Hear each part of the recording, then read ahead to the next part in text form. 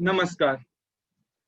सुनो द्रौपदी, शस्त्र उठा लो, अब गोविंद न आएंगे। सुनो द्रौपदी, शस्त्र उठा लो, अब गोविंद न आएंगे। छोड़ो मेहंदी, खड़ग संभालो, खुद ही अपना चीर बिछा लो। द्यूत बिछाए बैठे शकुनी, मस्तक सब बिक जाएंगे। सुनो द्रौपदी, शस्त्र उठा लो, अब गोविंद न आएंगे। कब तक आस लगाओगी तुम बिके हुए अखबारों से? कैसी रक्षा मांग रही हो दुशासन दरबारों से? स्वयं स्वयं जो लज्जाहीन पड़े हैं, वह क्या लाज बचाएंगे? सुनो द्रौपदी, शस्त्र उठा लो, अब गोविंद न आएंगे। कल तक केवल अंधा राजा, अब गूंगा बहरा भी है। होठ सी दिए हैं जनता के, कानों पर पहरा भी है। तुम ही कहो ये अश्रु तुम्हारे किसको क्या समझाएंगे? सुनो द्रौपदी, शस्त्र उठा लो, अब गोविंद न आएंगे। सुनो द्रौपदी, शस्त्र उठा लो, अब गोविंद न आएंगे। धन्यवाद। I'm sure all of you are moved by this still relevant poem recited by our very own Abhimanyu Sharma. The world is home to more than 1.1 billion girls under the age of 18, all of whom are destined to become the change we need. But the progress for women has not kept pace with the realities of today, and the ongoing pandemic has highlighted these gaps. Under the theme of The Time is Ours, celebrating the girl child, we are here to present, discuss, and educate you about the realities a girl child faces today. Years and years of sexism in the society and workplace has affected the lives of every girl child today. And the statistics of literate women and offences against women show us a sad reality. Now, I would request Deputy Head Girl Manvi Goyal and House Captain Devansh Khanna to throw some light on this. Thank you, Mother. A very good morning to one and all. To awaken the people, it is the women who must be awakened. Once she is on the move, the family moves, the village moves, and the nation moves. Jawaharlal Nehru once said, "You can tell the condition of a nation by looking at the status of its women." Let's talk about the professional sphere. We all are aware of the existence of gender pay gap, where females are kept out of schools, made to drop out early, and are not allowed to work, which are the main factors that lead to women falling behind the men when it comes to their earnings. Let's talk about a topic which most of us are not comfortable speaking on: sexual violence. What disheartens me is that while we sit here, talk, and discuss about all these things, every 1.5 minutes, there's a woman in our country being subjected to some sort of sexual violence. By the end of this 1 hour presentation, 4 rapes against women have been reported and 2 cases of molestation or harassment. This graph here indicates the increase in crimes against women. Statistics reveals that domestic violence has recorded a 100% increase during the lockdown, where women have no escape. So, Manvi, what would you like to add to this? Vanch, more than the fact that these crimes are happening, I think the worst part is that a lot of women feel conscious reporting these crimes to the police. For example, the pie chart on the left shows us that 99.1% rapes against women go unreported. Every 6 hours, a married woman is beaten to death, burnt, or driven to suicide. And this is the 21st century we are talking about. Also, as shocking as it might sound to you, the number of girls who graduated secondary school in 1998 were more than the number of boys. But today, the complete opposite is true. Also, stats reveal that 4 out of 5 girls complete primary education, but only 2 of them go for secondary education. There can be a lot of reasons to this: expectations, domestic help, early marriages, and most importantly, their safety concerns. Nearly 1 in 4 adolescent girls aged 15 to 19 years are neither in education, employment, or training as compared to 1 in 10 boys of the same age. Adding to this, India is also 22 points below the world average in female literacy. This post, which has gone viral on social media, depicts what women would do if there were no men on earth for 24 hours. The fact that simple pleasures like taking walks at night, traveling alone, and going to beaches is missing from the lives of half the globe is sad and terrifyingly true at the same time. I believe we have taken a look at all the negative aspects, but a Chinese philosophy says there's yin and yang to everything, a positive and negative side to every aspect. So Devansh, why don't you elaborate on one of these positive aspects for us? So looking on the positive side, the number of illiterate females from 15 to 24 years declined from 100 million to 66 million between 1995 and 2018. Some good news, isn't it? Absolutely true. Also, talking about the professional sphere, more and more women are now opting for unconventional careers and moving away from the age-old cliched careers they were forced to take up. I believe all professions are for women as much as they are for men. Speaking at an international level, most Nordic countries offer equal wages to men and women. So we must understand that the women are progressing, but they must not victimize themselves and stand up strong. Feminism isn't about making women strong. Women are already strong. It's about changing the way the world perceives that strength. Thank you. Thank you. Well, that was an eye-opener. Dance is one of the few mediums that allow us to express our emotions in the most raw form possible. This dance is sure to inspire everyone, regardless of their gender, which brings us to today's seminar.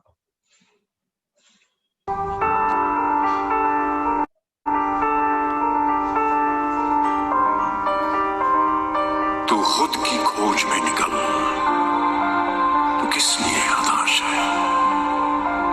तो चल, तेरे वजूद की समय को भी तलाश है, समय को भी तलाश है। जो तुझसे लिपटी बेड़ियां, समझना इनको वस्त्र दो। जो तुझसे लिपटी बेड़ियां, समझना इनको वस्त्र तू। ये बेड़ियां पिघाल के बना ले इनको शस्त्र तू, बना ले इनको शस्त्र तू। तो खुद की खोज में निकल, तो किस लिए हताश है? तो चल, तेरे वजूद की समय को भी तलाश है, समय को भी तलाश है।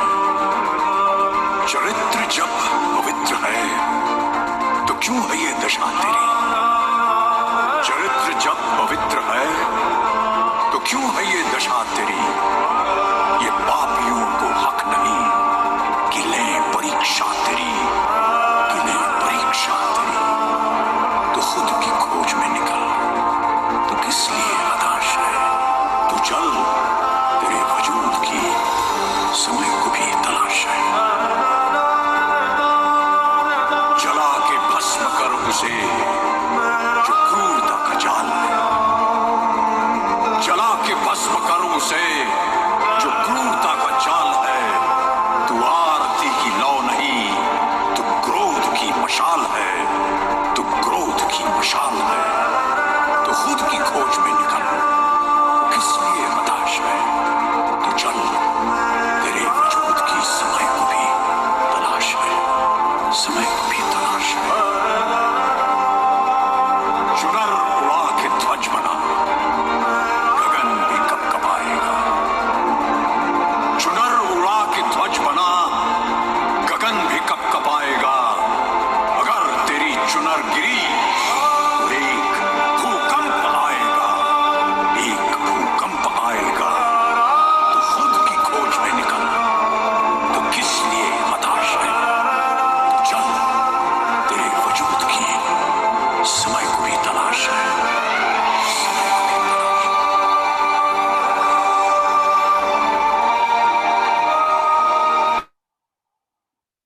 That was a touching performance.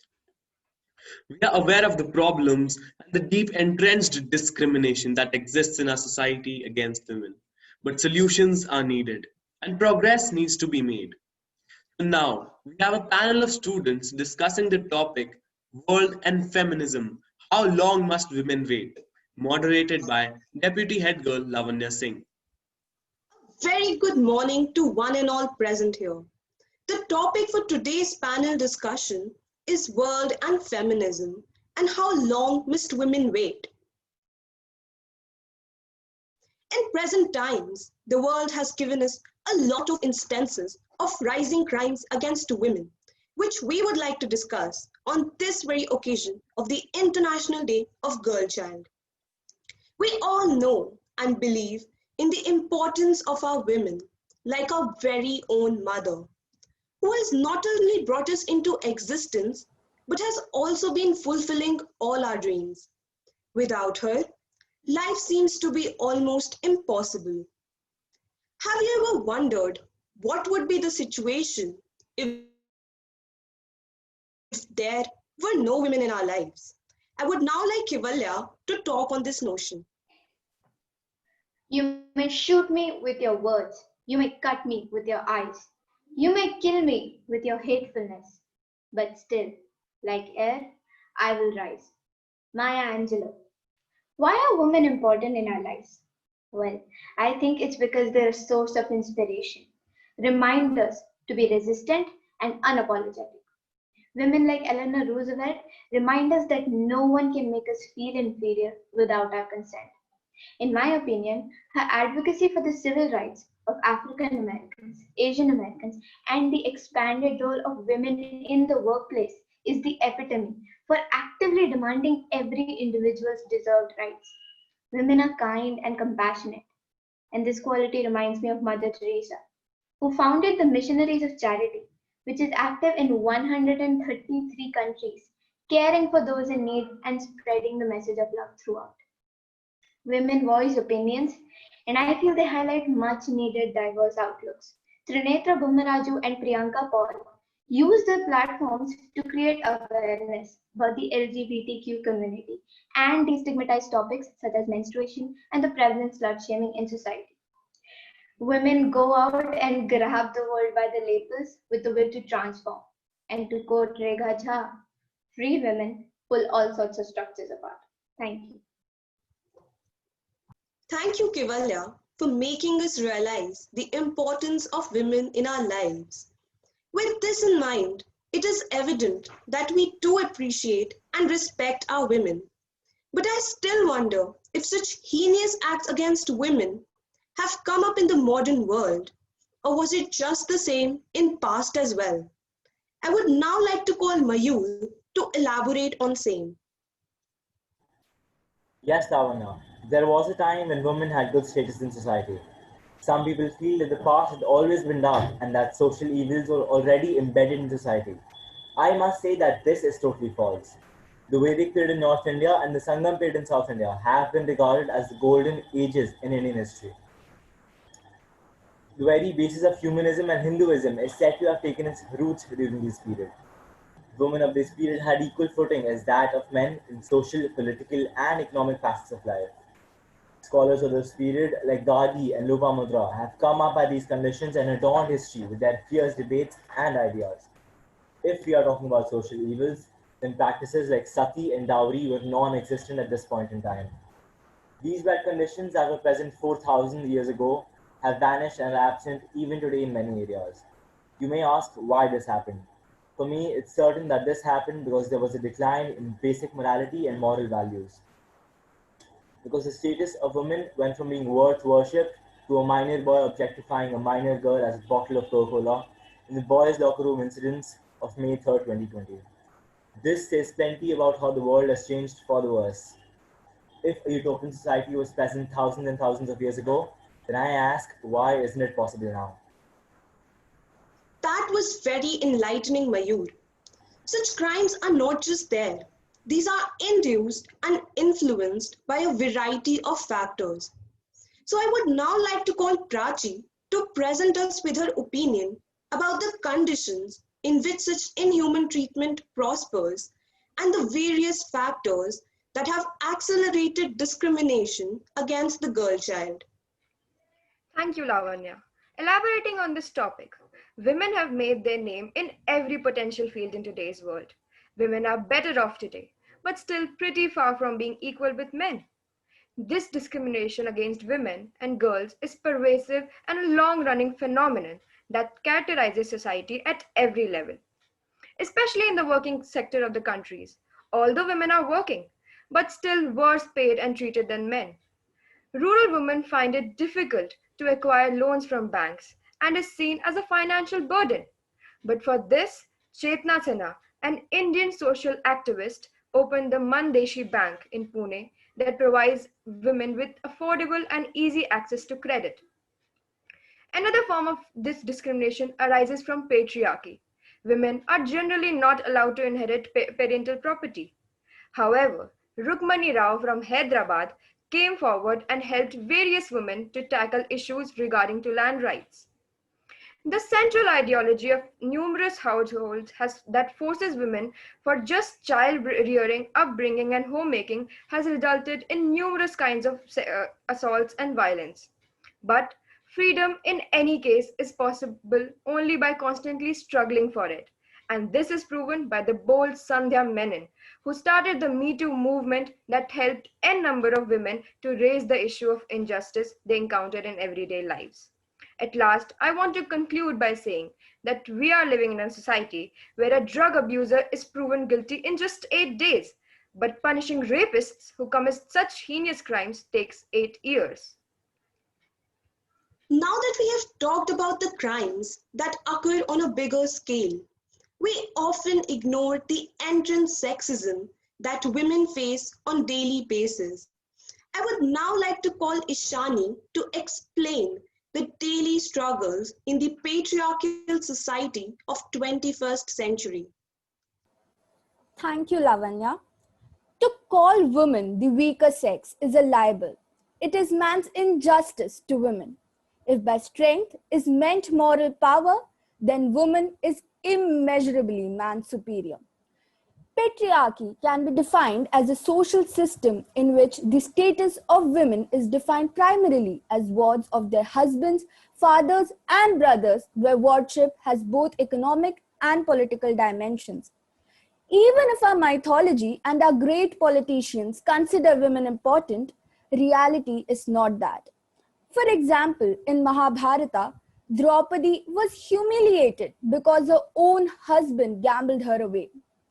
It has also been seen that empowering women improves the society as a whole, but culture and tradition still makes it difficult for women to achieve equality. A great inspiration can be taken from the success of wrestling champion Geeta Fogart, who has inspired many women to break away the social barriers and leave a mark. It is to be noted that more and more women are taking major roles in national as well as international decision making. For instance, in India, the most powerful political figure is Sonia Gandhi, who is a woman. Even the former leader of opposition in Lok Sabha, late Srimati Sushma Swaraj, and former speaker Meera Kumar are women. This reminds me of Michelle Obama's words. No country can ever truly flourish if it stifles the potential of its women and deprives itself of its contribution of half of its citizens. Thus, we have to teach our fathers, brothers, husbands, and sons in forging a strong community, because if we work together, there is nothing that can stop a country from becoming a superpower. Thank you. Thank you, Ishani. I firmly believe that the propagation of idea that we need to teach our daughters how to behave is detrimental to their development and to the society as well. Instead, we need to educate our boys about how to respect girls and treat them equally. To expand on this idea, I now call upon Sagar to explain the misogyny that exists in our society. Why does she have to be out so late? Why does she have to go out at all? This is what the misogynistic nature of people and their intolerance towards women has led us to. All these questions do not end here. And this is not all either. And despite increasing reforms in education, in rural areas, women continue to be undermined and taken advantage of. They are still not considered worthy of acquiring education. The ever increasing rape cases in India, with the rape happening every 16 minutes in the country, are an open testimony to the fact that the intolerance in India towards women is something that requires immediate action upon it. However, what we often fail to recognize is that even the educated in a country need to be educated about women, about their ever nurturing role, and about their essence. I would like to quote a person who previously held a position of responsibility, who said, "If you insult the mothers and the daughters of my workers, my men and boys will commit rape." These are politicians, the supposed leaders of majority of our population and the flag bearers of democracy, and them giving up on respect for women and them going forward to speak about women in such contemptible manners is an open testimony to my statement. This forces me to another question.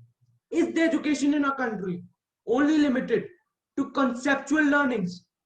Considering the current scenario and people's attitude towards women, my question is sadly shaping into a bitter conclusion. Thank you. Thank you, Sagar. Some of us don't really understand the depth of the issues of patriarchy and misogyny. And to explain this further, we have some examples presented by Visheshta. Thank you, Lavanya. Violence against women refers to both physical and sexual violence committed by a man towards a woman. There are various kinds of crimes against women, such as female feticide, which is the practice of aborting a fetus when a person finds out that the fetus is female. India has one of the highest female feticide incidents in the world. The female child population in the age group of 0 to 6 years declined from about 78 million in 2001 to about 75 million in 2011. But now it has been prohibited by the government and it is illegal to reveal the sex of the fetus. Another serious crime prevalent in our society is rape. This is an unlawful sexual intercourse carried out forcibly or under threat of injury against a person's will. A famous example is of the Kathua rape case, referring to the abduction, rape, and murder of an 8-year-old girl, Asifa Bano, in January 2018. Fortunately, the number of rape cases have been continuously declining in India. This is because of the strict action the government is taking against such criminals. Thank you. I'm sure that we have heard these examples somewhere and sometime. But I also believe that it is very easy to talk about the problems. And to actually help change the society, we have Meghna with some resolutions to these problems. Thank you for the introduction, Lavanya. Though violent crimes and discriminatory practices against women have persisted for centuries, it would be inaccurate to say that we haven't yet made considerable progress. Just earlier this year, 4 accused of the Nirbhaya gang rape case of 2012 were hanged, and justice was delivered to the young girls' loved ones. Even though it did take over 7 years, establishing accountability is an imperative step towards destroying the culture of victim shaming in rape and sexual assault cases. We all remember the powerful advertisement aired by Vogue a couple of years back, "Boys Don't Cry." This shows that society has finally recognized how the culture of toxic masculinity is detrimental not only towards young boys, but also towards violence against women. We need to assure the male youth that expressing emotions and showing concern are not effeminate, but basic, decent human traits.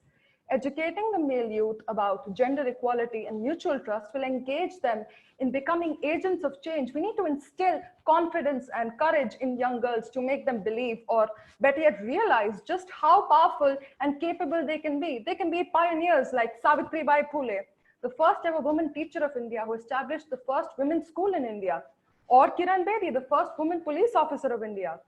Maybe even academics like Shakuntala Devi, an Indian prodigy who holds a record in the Guinness Book for being able to do insane calculations mentally. Or maybe Neerja Bhanot, the 22-year-old flight attendant sacrificed her own life, saving others from terrorists aboard an hijacked plane. Just this week, an all-women's team secured this year's Nobel Prize in Chemistry for the first time ever. And though, yes, we are nowhere near equal status, we have indeed come a long way from how women used to be treated in the previous centuries, which goes to show that one day women will get the credit that they deserve. Because sooner or later, society needs to perceive the fact that men and women need each other for balance, and only equality between the two will pave way for a bright and harmonious future for mankind in the long run. Thank you. Thank you, Meghna. As we have just discussed, empowerment includes the action of raising the status of women through education, awareness, literacy, and training. Sometimes it seems like, why are we discussing women empowerment in a society where crimes against women are running in parallel? It loosens the confidence level of women to actively come out of their houses and participate in activities fearlessly like a man. However, when we actually broaden our horizon, we tend to realize that this has inhibited the women empowerment to spread its wings and empower women. It made us realize that women are more patient and hardworking.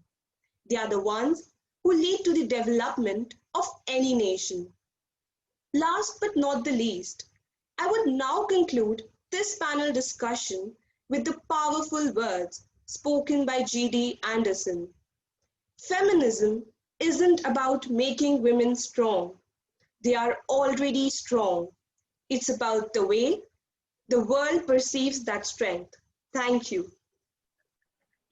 Lavanya,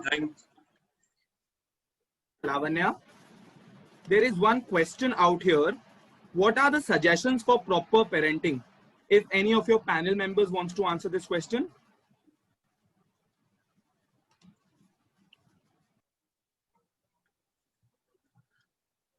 Okay, so I would like to answer this question. The question asked is suggestions for proper parenting. The first and the foremost step would be treating treating the children on equal footing, irrespective of the genders. For example, if boys are by default permitted by the society, so-called society rules, to be out and to be free, so should girls. And also children should be trained to be busy so that they do not have time for inappropriate things, so that they just mainstream their focus towards their ultimate goal. That would also help in the development of the girl child and the boy alike. That is all from me.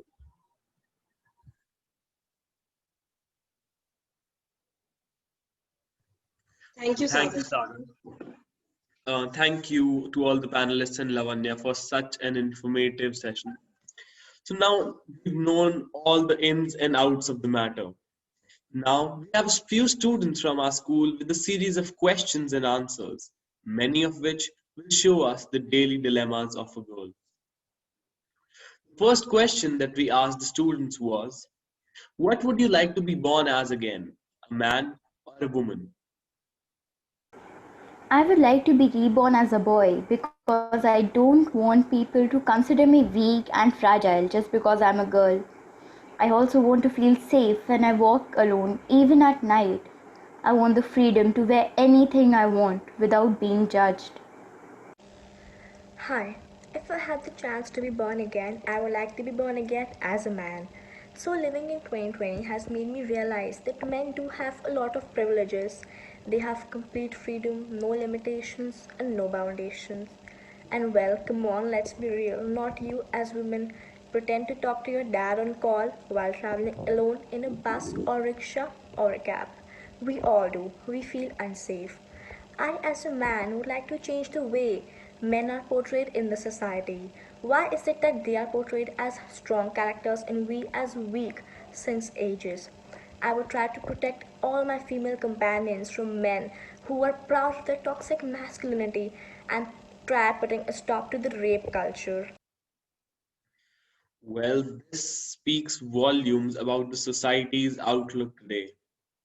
Let's move on to the next question that we asked the students. The next question that we asked was, do you think that there is a bias for girls in school? If yes, then how?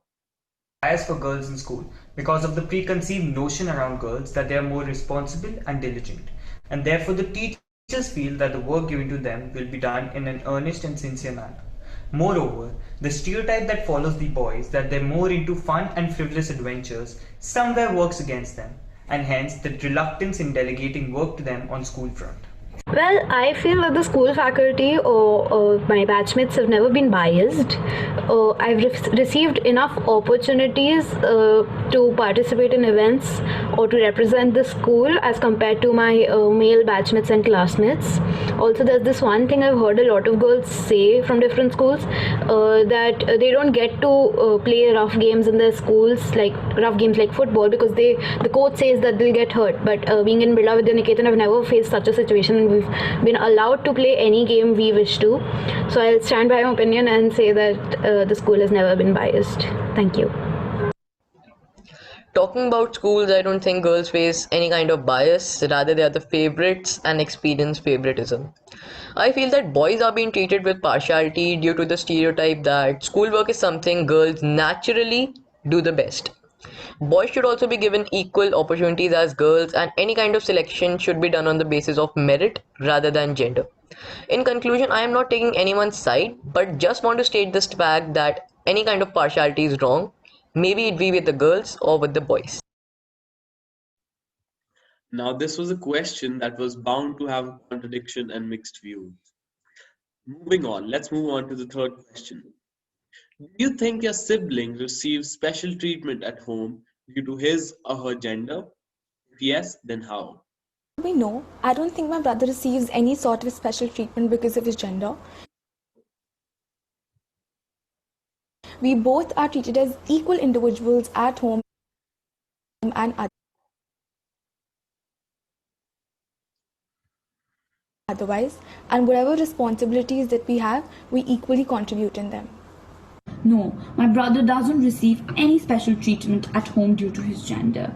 I think it is because the upbringing and because my family is an educated one where being a girl or a boy doesn't matter. It is the behavior which matters and the grooming. Equal treatment is given to both of us in whatever we do, being it sports or any other activity. No one has ever imposed anything on me. Being a girl, they focus on our education so that we can become self-sustainable. When my parents talk about saving funds for us, it is the same criteria for both of us. So they don't show any kind of gender disparity. Basically, this question has never occurred to me. I don't think this is the case at my home at all. My brothers have never been given any preferential treatment. We have always been treated at par, be it in education, sports, the clothes we wear, etc. I don't know how to cook, but till date, no one has ever forced me to go to the kitchen and learn cooking. My brothers and I are treated equally at home.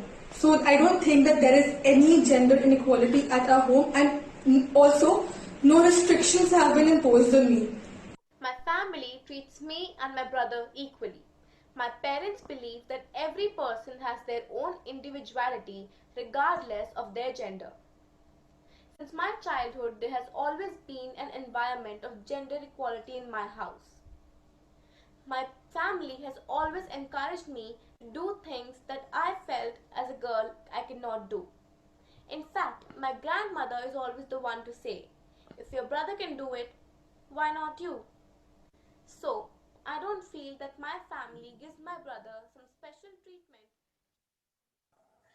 Well, this answer may vary from household to household, but it's really good to see that the students that we surveyed do not experience any partiality.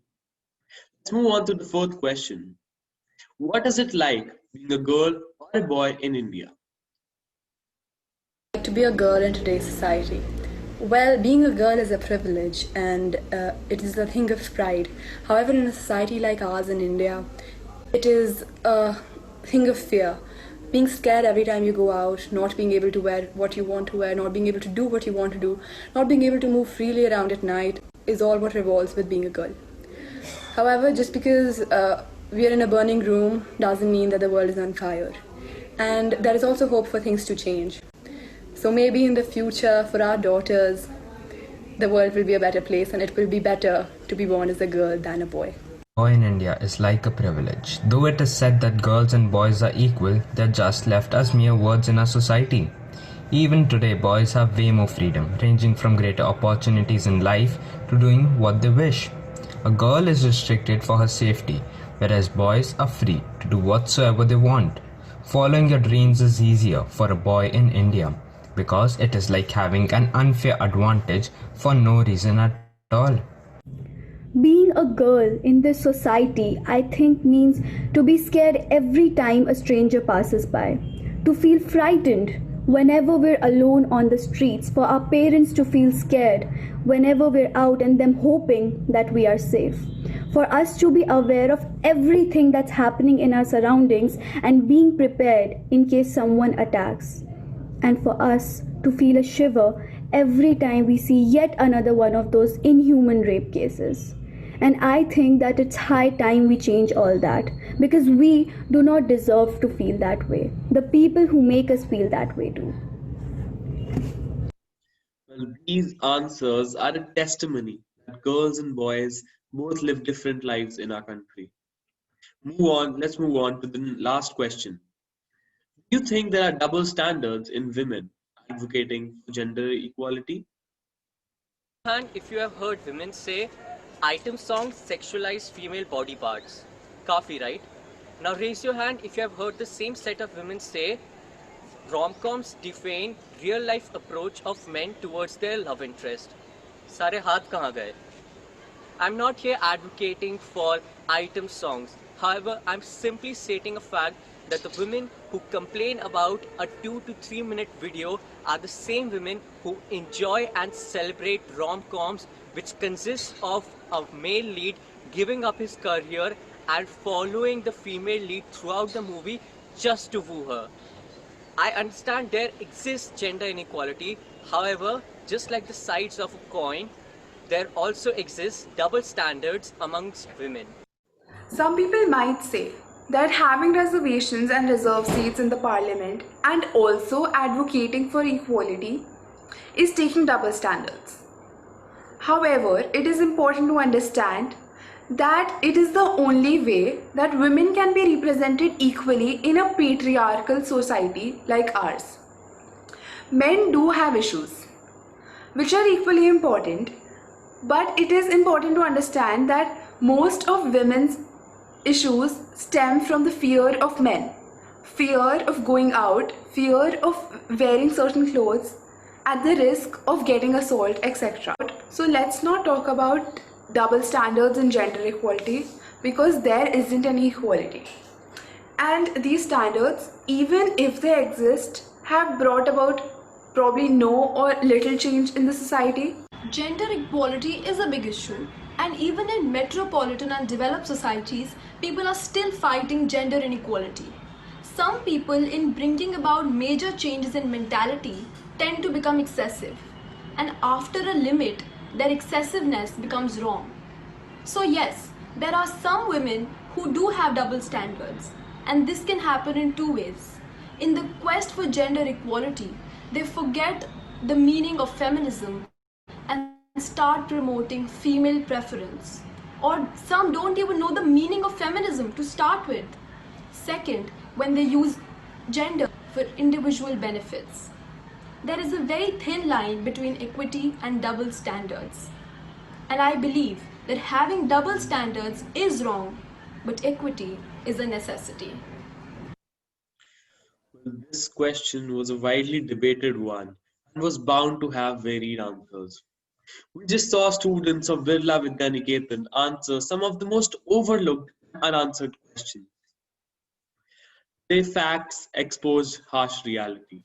But we are a generation capable of changing this. We must smash the patriarchy and move on to make a world that is equal to all. I hope that by now you've learned whatever you need to to make this grim situation of today a thing of the past. I would request President Navan Chauhan to conclude this event. Gautam Buddha once said, "No one saves us but ourselves." And as we saw in the webinar today, this quote aptly describes the mentality of our current generation. This Gen Z, as they're often called, are acknowledging the shortcomings of the society and are ready to tackle each one of them. Today, on the International Day of the Girl Child, the aim of this program was to shake things up and pave way for tackling these problems. I hope that each one of us has learned something, from the alarming statistics to hope from the perspective shown by the students through their arguments. We might be making leaps in technological advancements, but as long as even a small fraction of the female population is being denied or are being at a disadvantage at anything, all of these are meaningless. I'm not saying no work has been done against this issue. There has been steady progress to eliminate this injustice. Some of the examples have already been given by the students. There are countless international and government initiatives. There are people who have fought against all odds and now empowering others to follow in their footsteps. Today, we, the students of Birla Vidyaniketan, the torchbearers of the future, take a pledge to stand up against gender inequality and injustice wherever and whenever this may be. I would like to conclude by stating two quotes by Madame Curie, the first female to ever win a Nobel Prize. I was taught that the way of progress was neither swift nor easy. And one never notices what has been done. One can only see what remains to be done. Thank you.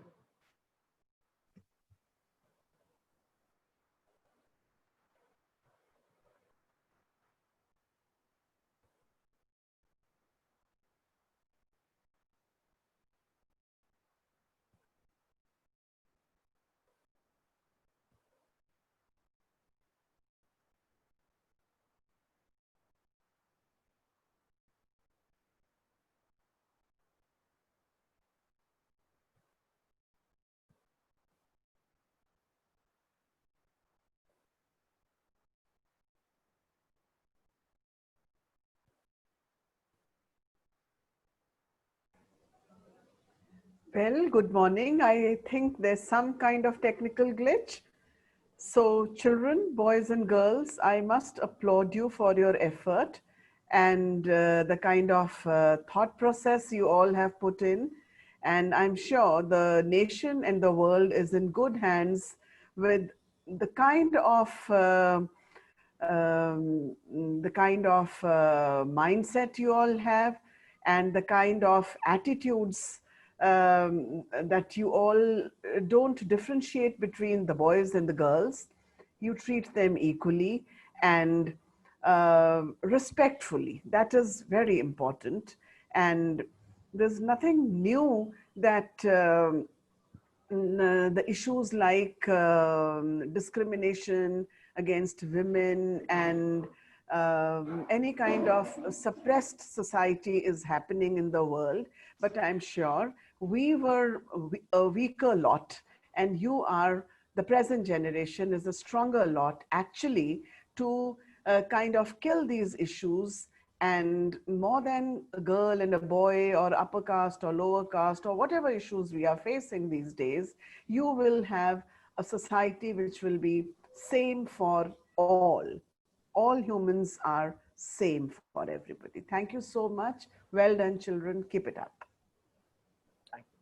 Thank you.